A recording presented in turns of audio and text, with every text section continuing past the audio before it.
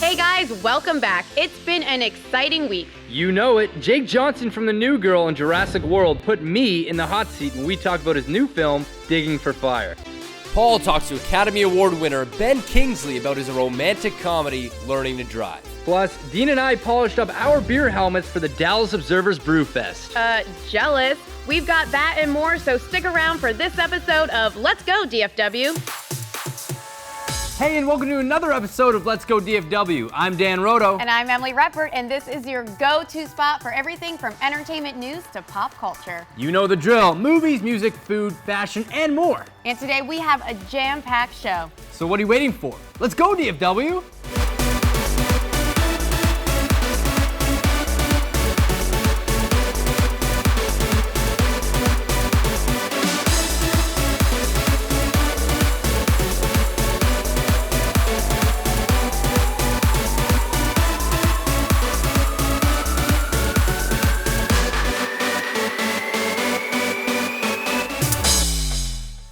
So Dean and I had the awesome opportunity to check out the Dallas Observer Brewfest. So much fun. We got velvet hammered at that event. We did. Actually, that was one of my favorite local beers. It was, but don't worry, we didn't drive. No. Huge selection of craft beer you could try, great live music. Check out our time at the Dallas Observer Brewfest.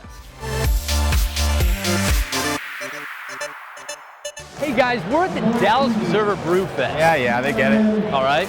Beer? Beer. Hey, I'm here with Grant, the brewmaster for Revolver Brewing. He's going to tell us a little bit about his beers that he's featuring today and a little bit about how you got involved. Speaking of which, how did you get involved in brewing? Well, I've been in the brewing industry for 30 years. I started my brewing career down in San Antonio at Pearl Brewing Company back in 1985. Were you alive in 1985? I was alive in 1985. Fantastic. Well, I started brewing then. I was with them for a few years, went to Lone Star, and then in 95 I went to Sam Adams and brewed for them for 16 years. I am here with the birthday man and founder, Kevin Carr of Community Brewing. How you doing today? Good. So I wanted to ask you a little bit about the brewing process, how you got involved, and the kind of beers that are out right now that you're out in the bars and everything like that. Yeah, we've been doing it 2.5 years. You know, it kind of started as a dream of mine, like a lot of people have, when you're homebrew. And you know, back then, long ago, 3 years ago, it was a different market. And you know, you try to put together the ideas and try to do the research, and I tried to find a reason not to do it and didn't find one, so here we are. So what do you think about the Dallas brew scene in general and coming out with a brewery? I mean, has that been a really positive thing for you? It's been good. I mean, and it's been cool to like see the explosion in this market, and it's happening nationwide, of course, but the good thing about this market, we have what's happening nationwide, this explosion of the enjoyment of craft beer, but the beer in North Texas is really good. Consistently across the board, we're all making good beer, so that's awesome. All right, thanks Kevin for joining me today and talking about your brews. Go check out Community Brewing in the Design District and buy some of his beers. They're amazing. And cheers. Cheers. Thanks, buddy. All right. What's up, guys? I'm at Dallas Observer Brewfest with David Verdile. Now, David. Would you say now you know what a dad bod is, right? Oh yeah, man. Yeah, I rock the dad bod. I was gonna be like, are you rocking one right now? Yeah, I'm not an actual dad, but I feel like it's okay to advocate even if you aren't an actual dad. For Play the dad role. bod. Yeah, exactly. Yeah. So, would you say that a woman, like a mom bod, is in? Mom bod. What's a mom bod? It's like a dad bod, but like for ladies. Sure. Yeah. I mean, I'm sure it's very sexy. Yeah. Okay. Now, would you guys know beer bellies? Would you say that they're in? Would you find them like sexy and attractive? Not exactly. It shows that you're a little seasoned. No. Never. Never? Not even like a little bit like. No? It doesn't really matter. If you're down to drink beer, I'm down to drink with you. So can you guys finish this sentence for me, okay? I've had too much to drink when... I fall down. Okay. When they have to replace the keg. Oh! I've had too much to drink when... I don't remember. When my friends are calling me Emily Squared. Why Emily Squared? Why? Explain. I'm just more of myself then. Oh, that's deep. I've had too much to drink when... I can't see. I mean, yeah. What, you go blind or do you have too much? Well, like one eye. One eye starts to go, yeah. I've had too much to drink when... I've never had too much to drink. Oh! You're honest. That's good. I know my good. limits. Oh, okay, like that. Keep myself from going too far. I thought you meant like you could never have too much, like you're a tank. Well, that too. It's the beard. Half of it goes in the beard. It helps the growth, man. I'm telling you. You kind of stole my thunder on that one. I was going to say I've had too much to drink when I think my beer is bigger than his. Now, can you tell us about your first beer ever? Your first beer that you ever had, the experience, what was it? I don't know, like probably Bud Light when you're like 14 or something. That's about accurate. Yeah, like hammered off one Bud Light, right? Probably, yeah. Yeah, I think my first beer, unfortunately, was a Coors Light. And, you know, it's pretty much like sex in a canoe. It's definitely a Keystone Light. It was a Newcastle Brown Ale in this dive bar out in Richardson, and it was the best beer I ever tasted because I just turned 21, and I was like, all right. Oh, you're talking about first legal beer. Right? Yeah. I'll tell you a bit about mine. I went on a bike ride. My friend pulled out the beers. I'm like, man, what are those? Had it. I don't remember anything else. Super lightweight. So can you tell us about yours? We were freshman roommates in college, and I think it was Natty Light. Natty Light. Yeah, nothing exceptional, unfortunately. Just like Natalie Light. In college? Yeah. You guys are some wholesome girls. Wow, I was like 14 on a bicycle. Right on. Well, thanks a lot for doing this. Yeah. Have a great time at the festival. So that's a wrap on Dallas Observer Brew Fest. I had such a good time. What about you, Dean? Are you kidding me, Dean? Yes, I am kidding. But you know what? Enough work. Let's go party, man. Let's do it. Yeah. Dan, I was so excited this week. I got to talk to one of my favorite actors, Ben Kingsley. No. Sir Ben Kingsley. Yes, Sir Ben Kingsley. Oscar award-winning Sir Ben Kingsley. That's right. Oscar award-winning Sir Ben Kingsley about his new movie, Learning to Drive. I remember learning to drive. I remember learning to drive. I had a mullet. Whoa, what was that? Well, I don't know. I just wanted to talk like you and Sir Ben. No. Roll the clip. Roll the clip. Yeah.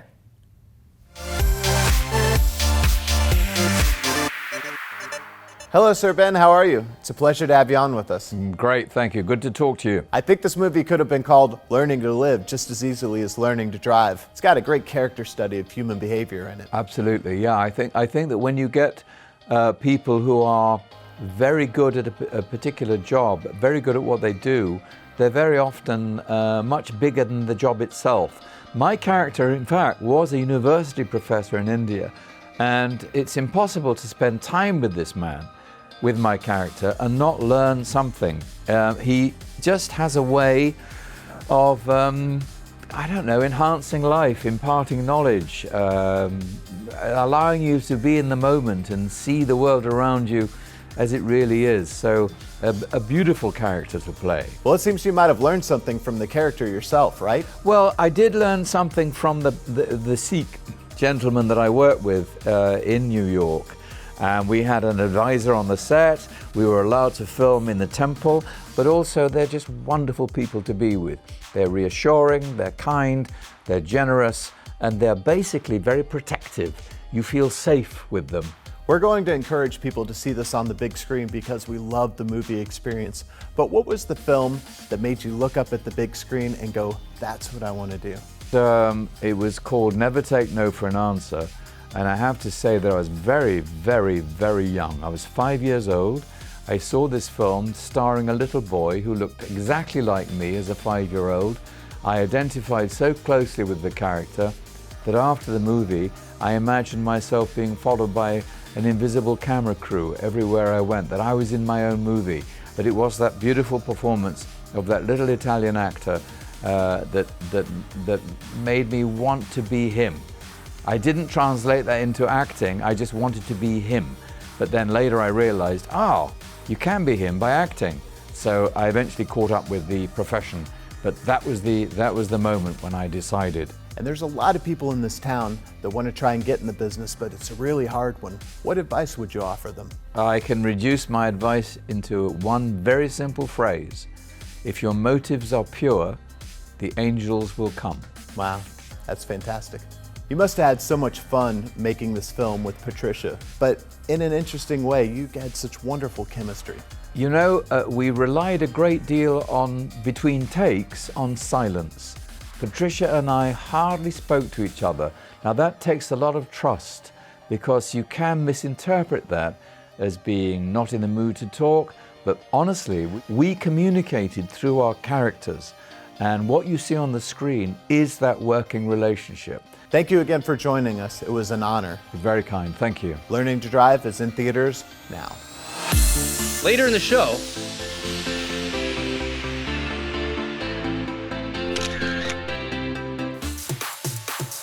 all right, Jasmine, of all the fun things I have found to do to stay cool in Dallas, I think I found one that takes the cake. What's that? Water balloon wars. Like a water balloon war? Like you just throw water balloons at strangers? Yeah, it was awesome. In fact, over 2,000 people showed up. We had a great time. It was in Deep Ellum, and it was for a great cause. That actually sounds really cool. I want to check that out. Take a look.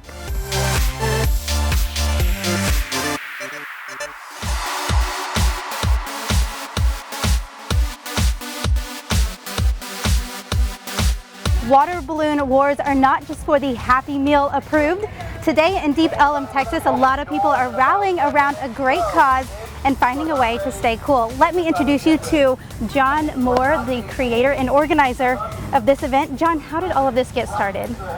It more or less was between Wits End and Reno's, two of the bars down here. We just wanted to have a little fun with some water balloons on the street, and it went from about 75 to 150 people to 3,000 in about 2 weeks as far as people wanting to attend. So we had to start thinking about how we would manage this.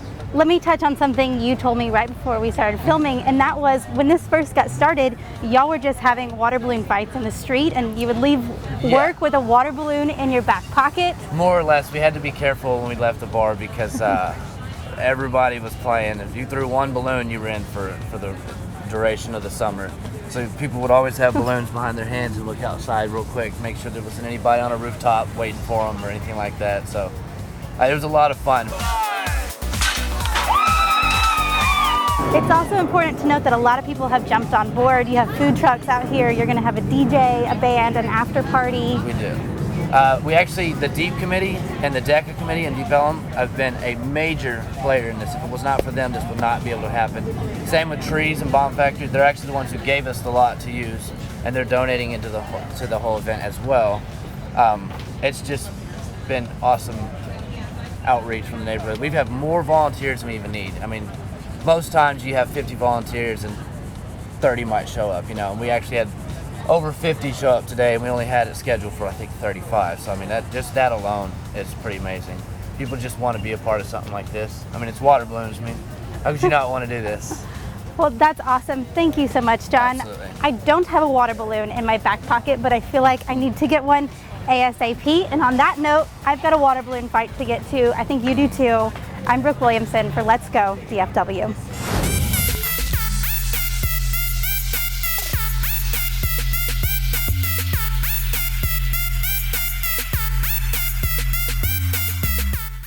Helping families deal with divorce, licensed counselor and mediator Jennifer Leister presents Meet Max, a children's book on a beloved dog adapting to his family's life changes. Available now at meetmaxbooks.com. So Jasmine and I got to check out some amazing designers at Fashion X Dallas. Fashion X is all about what's next in fashion, from designers on Project Runway to really great people from right here in DFW. That's right, some really good vendors, some good freebies. It was great. I got to see some of the most fashionable people, and you even got to learn like a really cool runway walk, right? I did. Can you do it? I want to see it again, please. Sure. Oh yeah, work. Yes. Yeah, but I think there's like more shoulder. Oh, there is. There is. Kind of More shoulder. shimmy. Yes. That's good. Hey, we're here at the Fashion Industry Gallery in downtown Dallas. Super excited to be here. That's right. It's for Fashion X, which is a touring event featuring some of the best local and national fashion designers. I can't wait to see everything. Let's go. Let's do it. Hey, I'm here with Jeremy Michael Calhoun, who is rocking an awesome bow tie.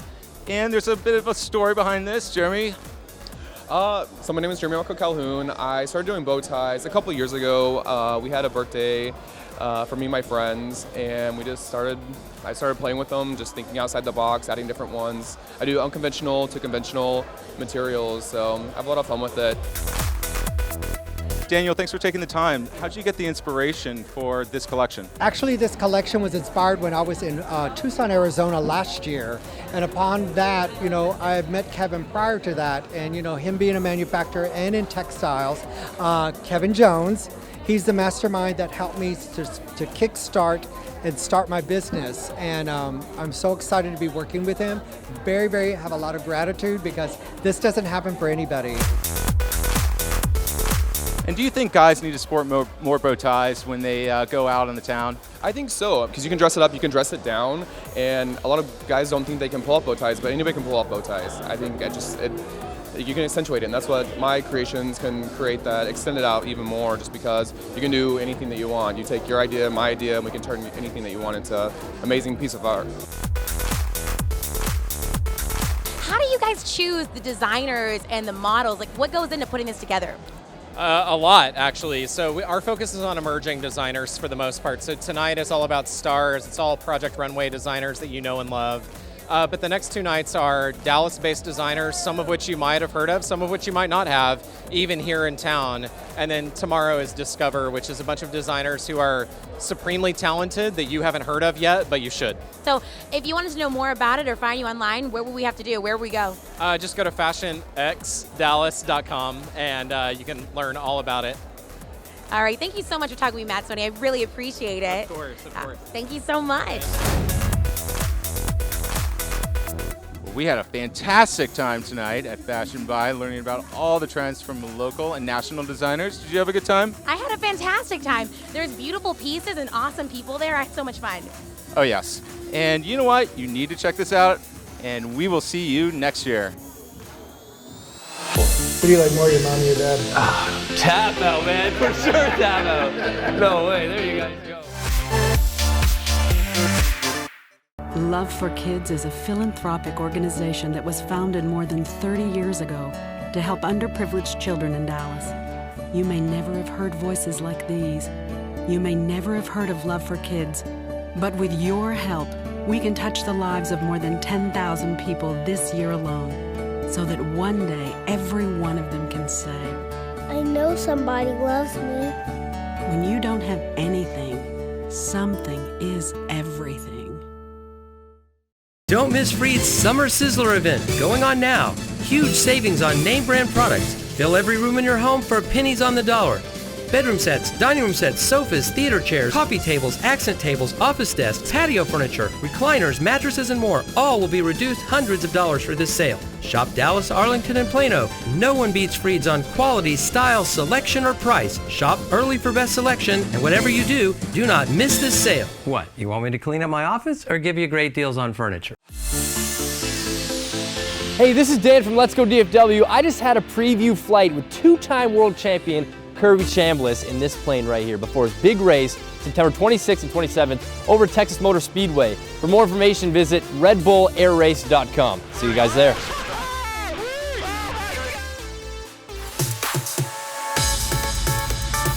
We just put our minds and bodies to the test with the ultimate urban scavenger race in Dallas. Yeah, that was intense. The two of us plus Dean and Jasmine had to run around the city solving clues. Well, Dean, Jasmine, and I solved the clues. Wait, what? Yeah, nice try, Emily. See for yourself in this next segment. Hey, I held my own. Kind of. We'll see.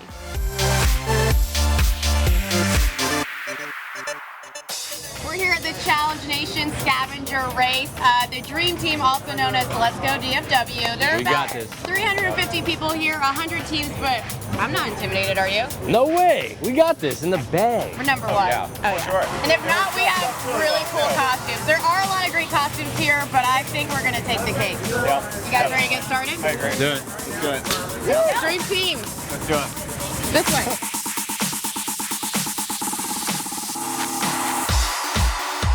Hey, I'm here at Challenge Nation in Dallas with Renee, Hunter, Caroline, Carlton. All right, you all look fabulous. So what's the strategy for today, since this is kind of a scavenger hunt? Well, the girls are the brains of the group, so we're gonna, like, whatever the paper says, we're just gonna go ahead and go for it, and then they're gonna be like, all right, here's how we go. So they're just gonna run behind you and it's like that? Yeah. Okay. Tell the truth. Who do you think is going to be like the weak link? Like if you had to leave somebody behind?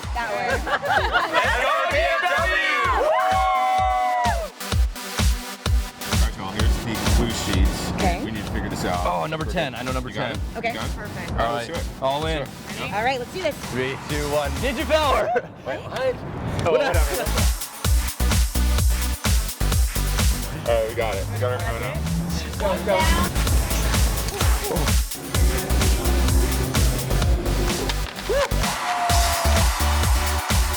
You got an Arizona driver's license? I'm gonna help you anyway.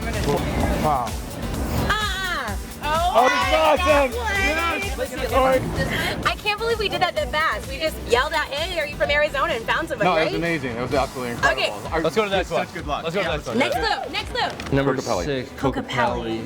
So it's a native with a flute? Yeah. Wait, what? Right there. Okay. Emily found something.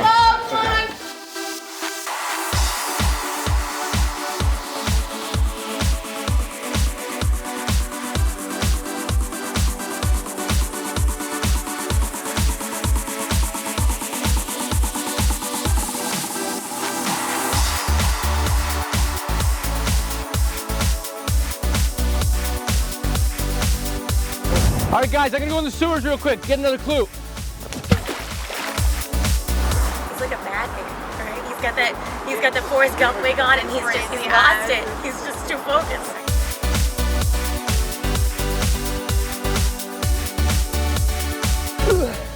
All right, yeah. No, nothing down there. Nothing down there. Let's keep going. Let's go. All right, good. And then draw a picture of your favorite thing about living in Dallas. Blonde lady. You're drawing me. That's so Wow. sweet. That's pretty amazing. That is pretty amazing. Every blonde lady but Emily. Oh, that's hot. That's what I like about Texas. All right.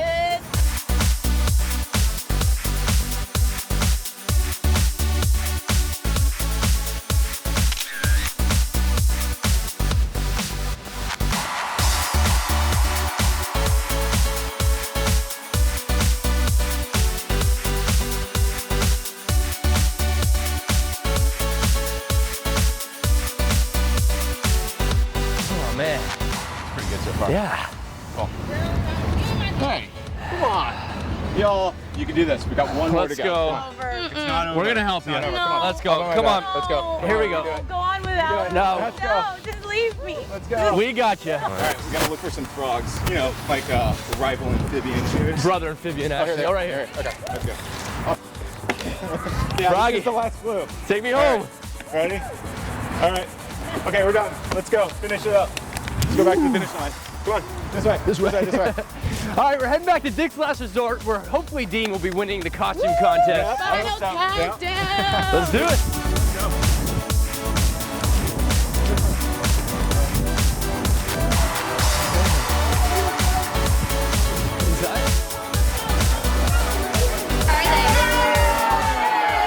All right, 30 seconds. Are there any other votes in the bar? 10. Get the juggle.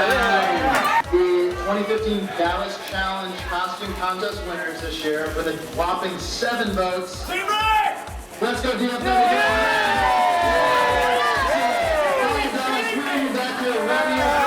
So we did it, guys. Well done. Right on. The competition was stiff, but we finished the race. We didn't come first, though, but we did win the costume contest. Yeah, we did. Yeah, good job. So you guys have it from us here. Let's Go DFW. We'll catch you next time at the next hunt. See you guys later. With a grand prize of $100,000. Let's do this! Is this who you left me for? You're coming in between me and my girl? I don't want any trouble. But you're in the same trouble. You caused kidney failure to a kid from one punch. No one will ever love you like I love you. I know a champ when I see one. Another tournament. I'm here, aren't I? I'm fine. I'm saying by a gun, because that's the only way you're going to stop him. The most misunderstood form of resolve is fighting for the wrong reason.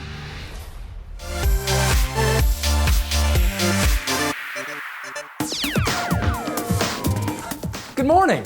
I'm here at the Highlands Hotel in Dallas, about to interview Jake Johnson and Steve Berg from the new movie, Digging for Fire. I brought along a little gift. We're gonna play an improv game. Should be fun. Let's do it. Hey, what's up, everybody? I'm here today with Jake and Steve from Digging for Fire. Thanks a lot for doing this. Thank you. Can you guys tell us a little bit about the movie Digging for Fire?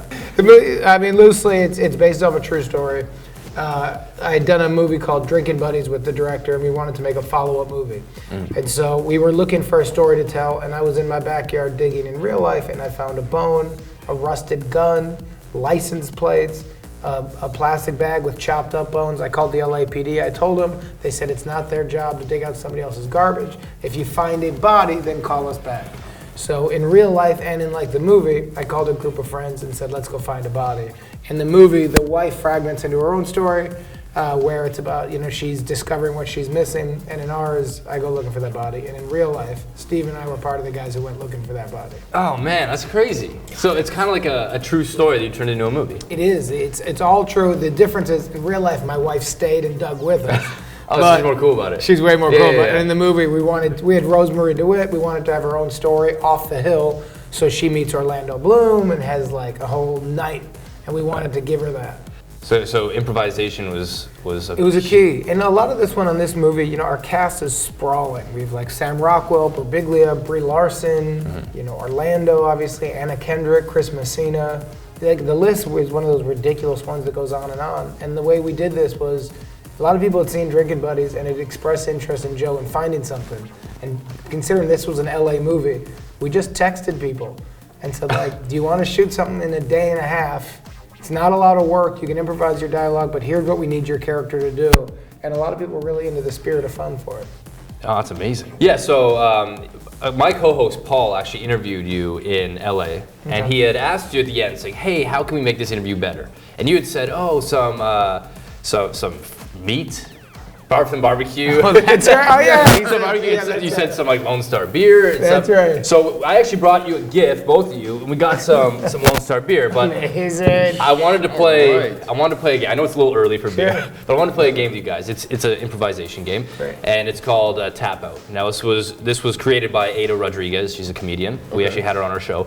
So the way it works is you ask me questions, and each question progressively gets more and more personal until I say tap out. Too much. Oh, and so whoever makes me tap out first will then win a beer. So we ask you personal questions. You start off with like, what color is your shirt? And I'm like, oh, or what's your favorite color? And then we go back and forth until there's the one where you're like, I tap out. Yeah, it's like, well, so we shouldn't go hard right away. Well, whatever you want to do, player. Yeah. However you want to play, it's strategy, man. Yeah. First question is, when did you move to Dallas? 2 years ago. Okay, do you have braces? Yes. Do you know karate? No.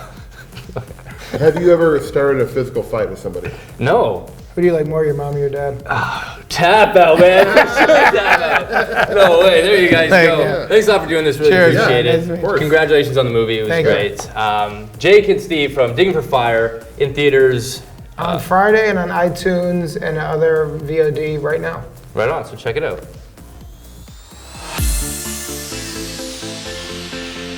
So that's another episode of Let's Go DFW. I hope you guys had as much fun as we did. Yeah, and if you want to see what we're up to during the rest of the week, check us out on social media or our website, letsgotv.com. I'm Dan Roto. I'm Emily Reppert. And this is Let's Go DFW. Catch you guys later.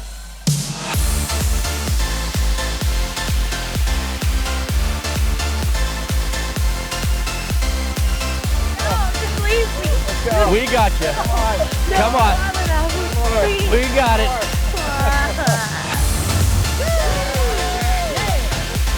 I'm ready for it now.